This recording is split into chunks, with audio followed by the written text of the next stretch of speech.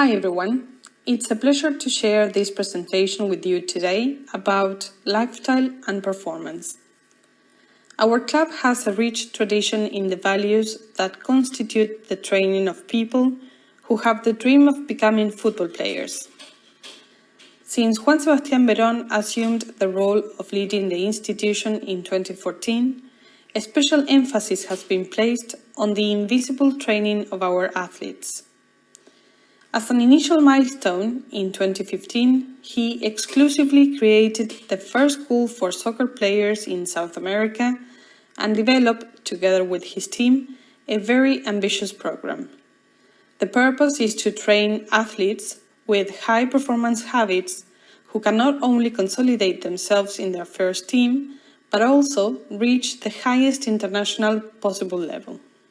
Estudiantes currently has about 300 children between 4 and 12 years old and 250 teenagers. Most of them are from the city and the surrounding areas.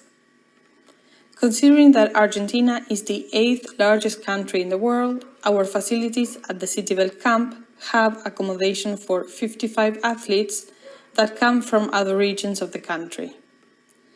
The athlete lives in two overlapping contexts. One includes their families, friends and communities, which impact is different in each case. And the other is our club, which offers them a training campus with a comprehensive view. Our ecosystem has a clear focus where the athlete is at its core, with the potential for a unique diversity.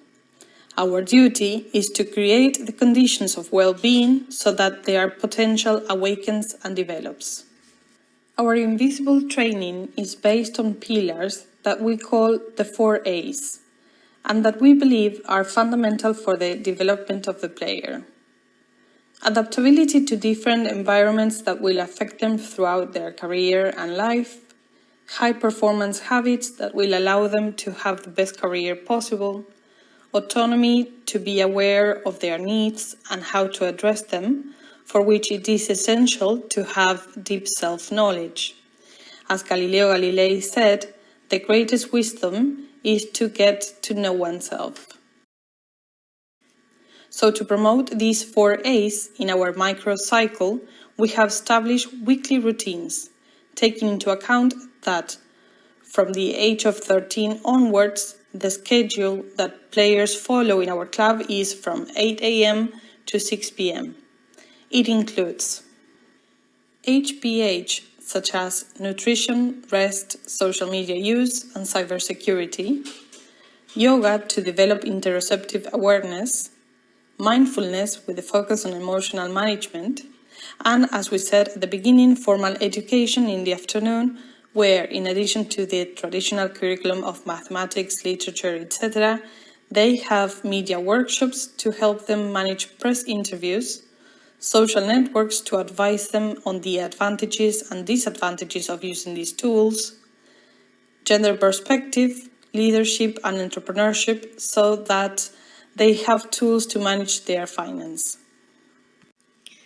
Also, they have a vegetable garden so they can grasp their own growth process through nature. We try to address the players' personal context, their families, friends and their communities with the same approach.